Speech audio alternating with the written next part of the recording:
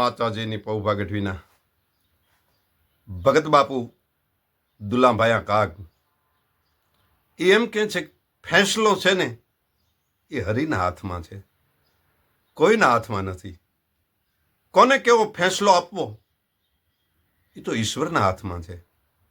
અને એની સામે જે પડ્યા એને ભગવાને કેવો ફેંસલો આપ્યો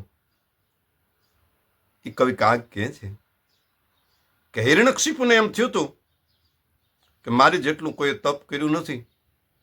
બ્રહ્મા પાસે વરદાન માંગ્યું કે હું દિવસે ન મરું, રાત્રે ન મરું, લીલાથી ન મરું, સુકાથી ન મરું, અંદર ન મરું, બહાર ન મરું, ઉપર ન મરું, નીચે ન મરું, અસ્ત્રથી ન મરું, શસ્ત્રથી ન મરું, પશુથી ન મરું, માનવથી ન મરું. આવું કેટલું કેટલું માગી લીધું. ભગત બાપુ કહે છે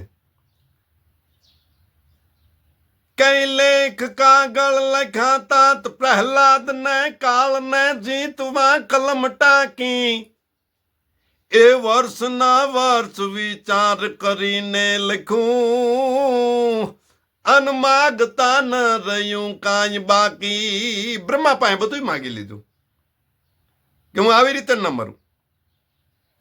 અને પછી તો એનો મિજાજ ગયો, કારણ કે ના અસ કોઈ જન્મા જગ માહી, પ્રભુતા પાહી ઓર જાહી મદ નાહી. જગતની માલ પર એવો કોઈ જન્મ નથી જેને પ્રભુતા મળે, મોટાઈ મળે અને ગર્વ ન થાય, અભિમાન ના આવે. એવો તો કોણ હોઈ શકે? અને અભિમાનનો કોટો ફૂટીને વટવૃક્ષ થઈ ગયું. અને મોક્ષ કાજ કહે મોહી ભજો, મૂર્ખ ધર્યો મિજાજ. હિરણ્યકશિપુને એમ થયું કે હવે જો મોક્ષ જોતો હોય તો મને ભજો, અત્યારે મોટામાં મોટો હું છું, એવું અભિમાન આવી ગયું.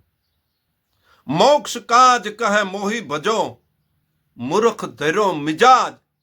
પણ એક હી હરી જગ ના અવર, બને ન ચીડિયા બાજ. મોક્ષ કાજ કહે મોહી ભજો, મૂર્ખ ધર્યો મિજાજ.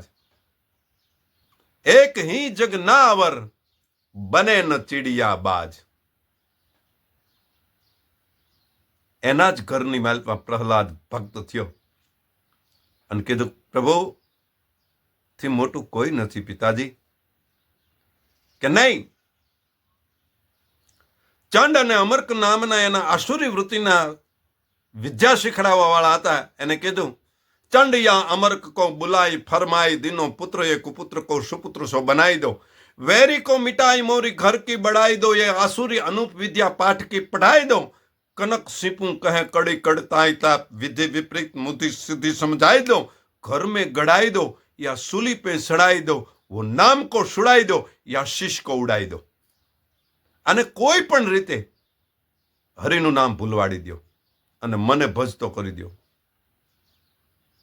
પણ ભગત બાપુ કહે છે કે જીયાના ખેતરડા એ કોઈથી નો રેખવાણા, રખવાળા જેને રામના રેજી. જેને રામના રખોપા હોય એનું કોણ હું બગડાઈ રહે. કે કાળા નાગ લઈ આવીને ડંખ મરાવ્યા પણ એનું ઝેર ન છેડ્યું. દરિયાની માલ પર ધક્કો માર્યો તો ઓવાળે કાઢી નાખ્યો. હાથીના પગની નીચે કચડવાનો પ્રયત્ન કર્યો તો હાથી ડાયો થઈ ગયો. હોળિકા છે એ પોતાના ખોળાની માલ પર લઈ અને આગ લગાડી તો હોળિકા બળીને ભસ્મ થઈ ગઈ. અને પ્રહલાદ બગીચાની માલપાથી જેમ નીકળતો એમ બહાર આવ્યો ત્યારે કાગ બાપુ લખે છે કે નાગ નિર્વિષ થયા એ જળે નો હંઘરિયા રે, એના આંગળે આગુથી નો અડાણું રે, રખવાળા જેને રામના રેજી. કોઈ કાંઈ પ્રહલાદનું બગાડી શક્યું નહીં. અને પ્રહલાદ તો શ્રીહરિ શ્રીહરિ શ્રીહરિ શ્રીહરિ, હે ઈશ્વર હે ઈશ્વર હે ઈશ્વર હે ઈશ્વર. અને પ્રહલાદનો પિતા હિરણ્યકશિપુ ગુસ્સામાં આવીને કહેવા માંડ્યો કે બધી જગ્યાએ તારો રામ છે? તો કે હા. કે બધી જગ્યાએ તારો હરી છે? તો કે હા. કે પરમાત્મા ગમે એમાં દર્શન થાય? તો કે હા. કે આ લાલ થાંભલાની માલમાં? કે એમાંથી રીએ જ છે. કે ભર બથ, અને જ્યાં બથ ભરી ત્યાં તો કાળા બ્રહ્માંડ સહી કાળકાત જાડાડી જાડાડ દદ દાલ બોથલાંગ ધડ ધડ ધડ ધમક થડક ભાઈ ભૌતર અને ખડડ મેરુ શિવ ધ્યાન કુલમ તડ તડ સૌર દૌંદ ધડક યસુરાતન અને ગડડ હાટ હટ હડડ ગડે બટ દટ યસુરાન પ્રગટ ગય ભંજન બિકટ રોપ નરસિંહ બણે બિકટ રોપ નરસિંહ બણે આહ કરા ઉહ કરા આહ યોહ યોહ કરતો ને નરસિંહ રૂપ પ્રગટ થયું અને ખોળાની માલપા લીધો અને હિરણ્યકશિપુને કીધું કે હે હિરણ્યકશિપુ, તે જે બ્રહ્મા પાસે વરદાન માંગ્યું હતું કે દિવસે નહીં, રાત્રે નહીં, હુકાથી નહીં, લીલાથી નહીં, ઉપર નહીં, હેઠે નહીં, બહાર નહીં, અંદર નહીં, માનવથી નહીં, પશુથી નહીં, જોઈ લે.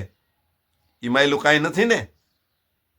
કારણ કે સંધ્યા દિન રાતના પુરુષ પશુ ઘાતના. અત્યારે સંધ્યાનો સમય છે, નથી દિવસ કે નથી રાત. સંધ્યા દિન રાતના પુરુષ પશુ ઘાતના. હું પુરુષ પણ નથી અને પશુ પણ નથી. મોરો સિંહનો છે અને શરીર માનવનું છે. સંધ્યા દિન રાતના પુરુષ પશુ ઘાતના નખ શસ્ત્ર ઘાતના ન ગોદ વ્યોમ થલ હૈ. આ નખ છે એને હુકાય ન કહેવાય, લીલાય ન કહેવાય, અસ્ત્રય ન કહેવાય ને શસ્ત્રય ન કહેવાય. તું ખોળાની માલપા છો એટલે તું હેઠે પણ ન કહેવાય અને ઉપર પણ ન કહેવાય. અને હિરણ્યકશિપુ જોઈ લે, તું ઉંબરાની વચ્ચે છો. એટલે ન તું બહાર કહેવાય ન અંદર કહેવાય. નખ શસ્ત્ર ઘાત ના ન ગોદ વ્યોમ થલ હૈ. ઉમર બારા બહાર નાહી ભીતર અગાર નાહી. દાખે નરસિંહ દેખ સુકે યાન ગિલ હૈ. આ સુકા પણ નથી અને લીલા પણ નથી. અને ફાડડાક દેખાનો ફાડી નાખ્યો. અને કાગ બાપુએ લખ્યું, કઈ દેવ સૌ પાળતા જય વિરંચી તણી, અન દેવ નો દેવ ये જગત થાપે. આ રદ બિના કાગળો એક એવી ગતિ, ઓલો ફેંસલો નાથ નરસિંહ આપે, ફેંસલો નાથ નરસિંહ આપે. એટલે કીધું કે હિરણ્યકશિપુ, તારા જે શબ્દો હતા ને કે મોક્ષ કાજ કહે મોહી ભજો, મૂર્ખ ધર્યો મિજાજ, એક હી હરી જગ ના અવર, બને ન ચીડિયા બાજ. હરી હરી છે અને દાનવી દાનવ છે. હિરણ્યકશિપુ, જગતની માલપા ઈશ્વરથી મોટું કોઈ દુનિયાની માલપા છે નહીં. ભક્તોને રક્ષણ માટે હંમેશને માટે એ તત્પર છે, હંમેશને માટે એ તૈયાર છે. એવા નરસિંહ ભગવાનને વારંવાર નમસ્કાર નમસ્કાર નમસ્કાર. પૌ ભાગટવીના. જય માતાજી.